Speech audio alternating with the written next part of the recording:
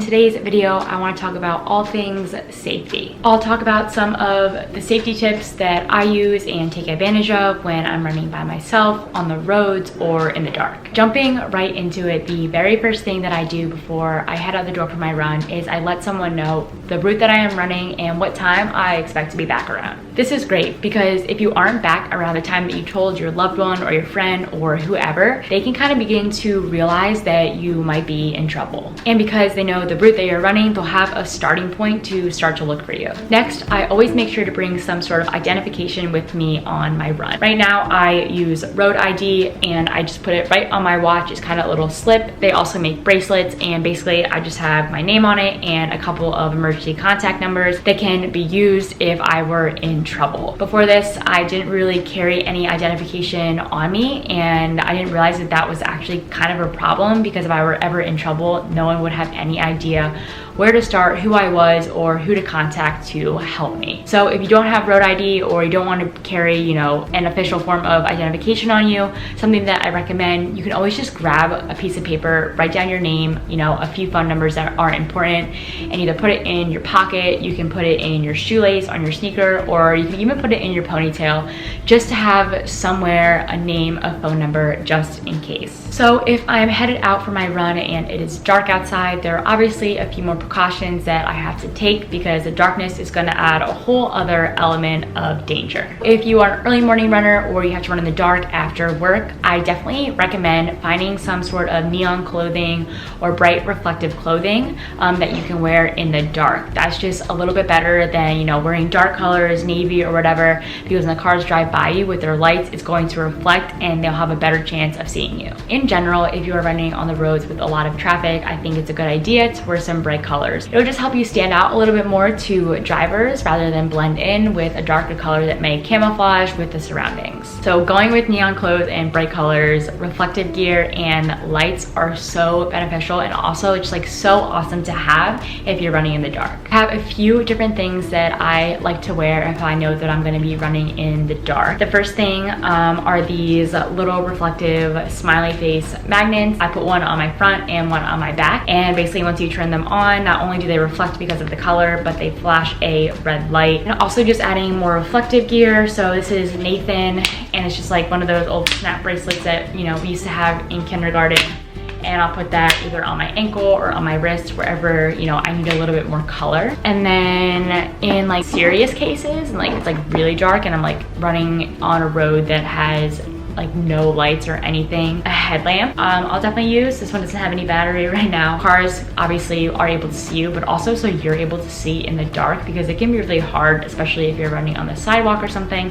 Having the headlamp is going to give you a little bit of leeway, kind of lights up the front for you. And then the last running gear item I have for running in the dark, I got them in college. Unfortunately, this is out of battery, but basically these little gloves here, and then when they are charged, there's run lights. So something else that I always carry with me, even when I'm not running, dark or not, is handheld mace. Even if it's just a security blanket, just knowing that I have this just in case.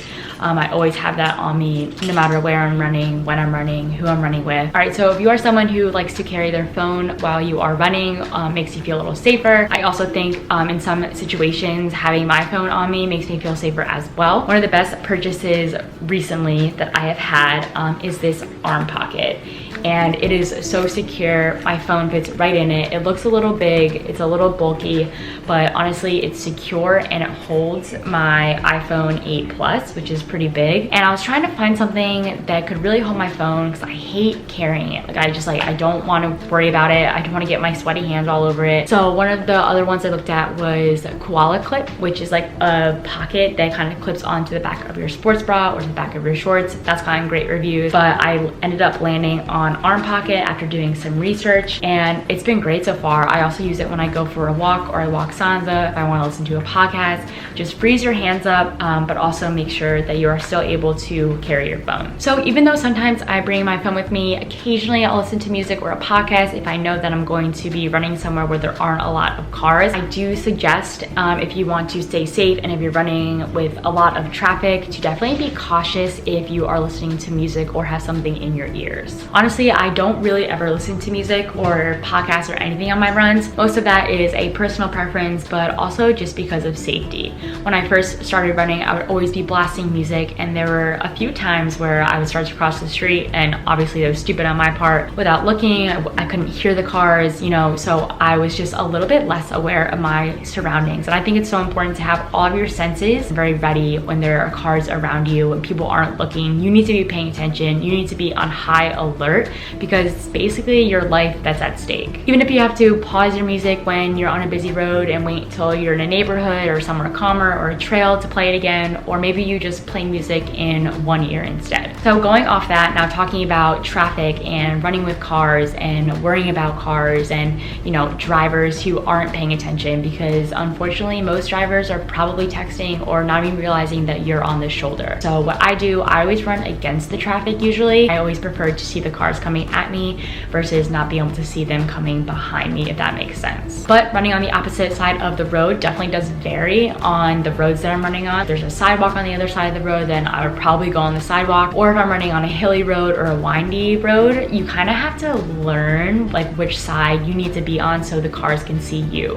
And you always have to assume that the driver isn't going to see you, because that's the most important thing, right? Like, your life is at stake here. The car will hit you. So you need to assume that they're not going to see you, and you need to always be visible. All right, so if you are running in a group or with someone else, there's a little bit more to consider, obviously, now that there are two of you or more taking up the shoulder of the road. So in college, we would always run in groups. Most of our runs were in bigger groups of at least like 4 or 5 girls. So if that were the case, then our rule of thumb were to run in twos. We usually ran in twos if the road was a little bit less busy, but if the road ever got really crazy or we were on somewhere with a lot of traffic, then it was the person in the front, it was their job to yell single file, and then everyone will line up single file so we can get off that road as soon as possible and as safely as possible too. You want to find a communication method with your running partners that's concise, that's loud, gets the point across, and make sure everybody understands what's going on. Some other phrases that we use back in college would be like car up, which means there's a car coming from ahead, or car back, and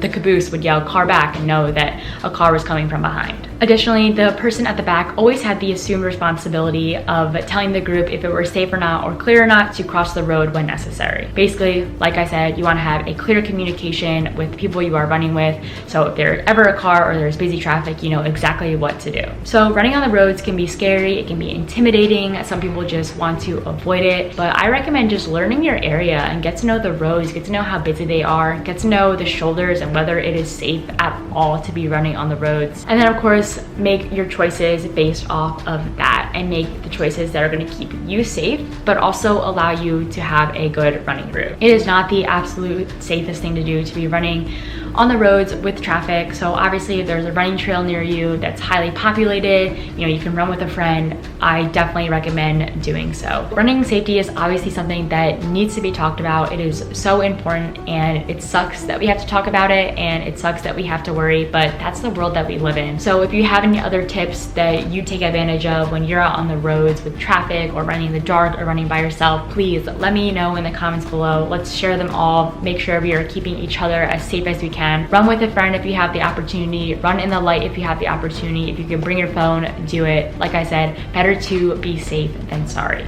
I know it's been a couple weeks since I have posted a video, but I'm just trying to figure out when the best time to record a video and to edit with my new work schedule. But if you made it this far, thank you so much for watching. I always appreciate it so much. I would love for you to click that like button and subscribe to my channel. I will see you in my next video, but until then, stay safe and happy running.